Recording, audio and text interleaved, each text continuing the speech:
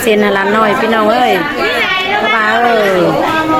ข่อยเป็นติ๊กเบนมียาเบียเมื่อวันไหนมาพี่น้องเอ้ยให้ข่อยมาเราเป็นมาลึกเสียดอกเสื่อมดอกตอนปั้นเสร็จแล้วเป็นเอาเลยไปหลังที่แค่ควรหลังที่ตามควรเนื้อเป็นเอาเนื้อไม่หมดหลังตามควรเป็นเอาเลย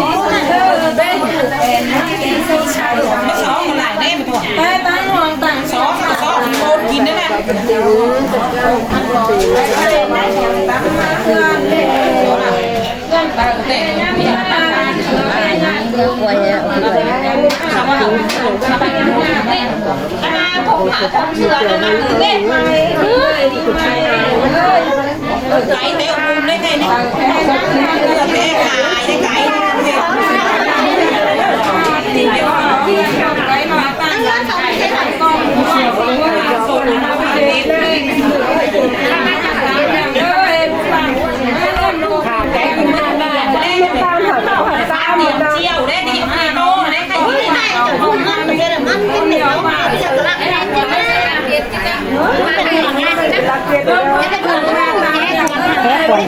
tuổi á thế quan ở sân tự nó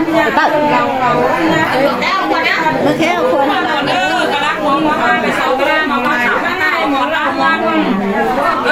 trong cái xu quan trọng của ta đọc cái xu con là cái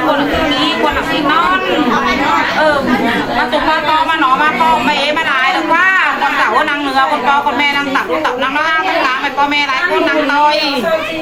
10 của mama 30 của má kín đó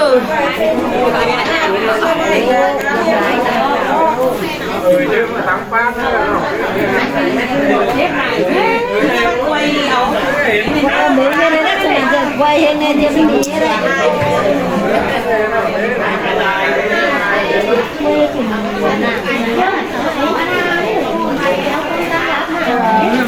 พี่น้องตามขวัญนั่นเจ็ดสั่งซุ่มข่อยคือปีพี่น้องเอ้ยก็เลยฮะคือหันนะพี่น้องกันตอนแรกโอ้โหเด้อ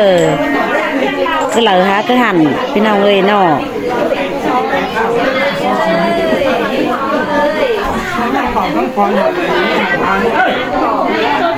กินข้าวฮอตองเรืองใต้จองเลยปลาโลเฟืองนั่นจิ้นมันปลาก็ค้ากันเน้อพี่น้องเน้อ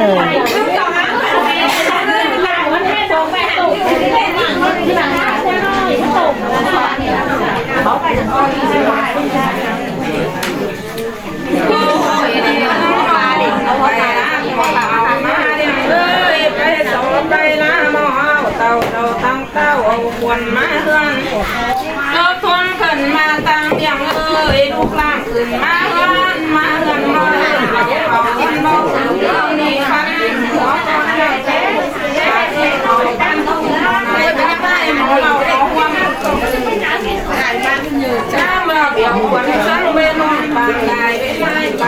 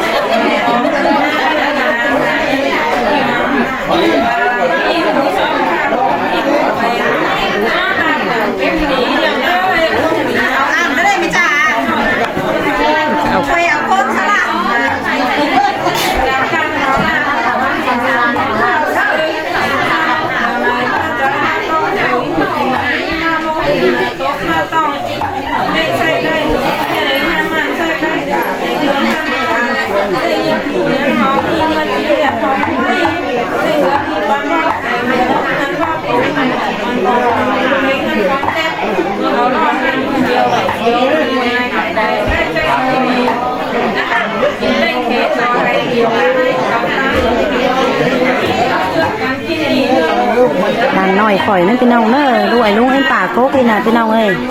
ก็ไปเจ็บสั่งนักหนาก็คือกระโดดพี่น้องเอ้ยผมเอวเล็กน้อยเรื่องหม้อที่น่ะเซนหาลานเนาะ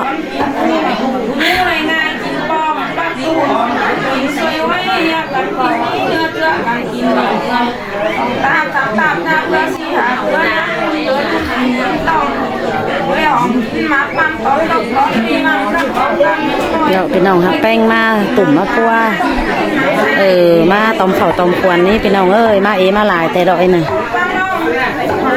ปล่อยมาหนังลูกหนังลานนี่ลายเตือกับก็เห็นพี่น้องว่าตุ่มมาปัวมาพวกเขาพวกควนนั่นดีจันพี่น้องเอ้ยดีตั้งแห้งว่าวะตั้งใจตั้งแห้เกยมาไว้ดิ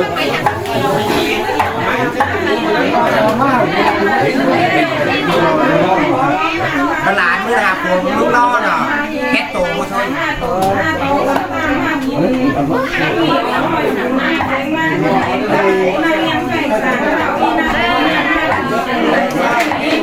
พี่ว่านั่งเสียงกินต้องเสียงเป็นขายมากินเอาที่นั่งเสียงตำยูเต็งมาเก่ง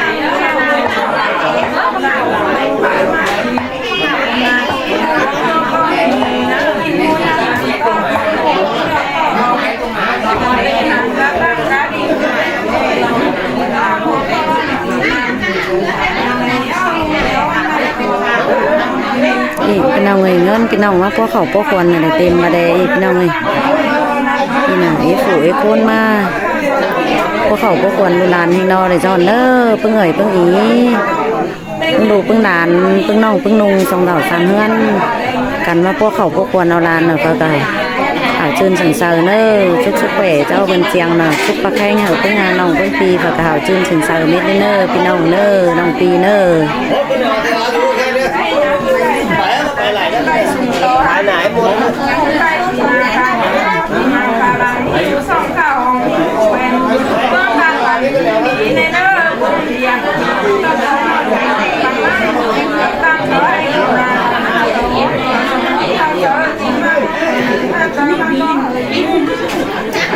เก่งยิงบอลกันกาเฮืองกาเตียนบอลให้ดูภาษาบ้านเขาชอบไม่รู้ของเงี้ยบ้านของเงี้ยก็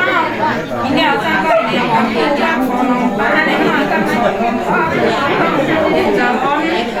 ต้องจะรัง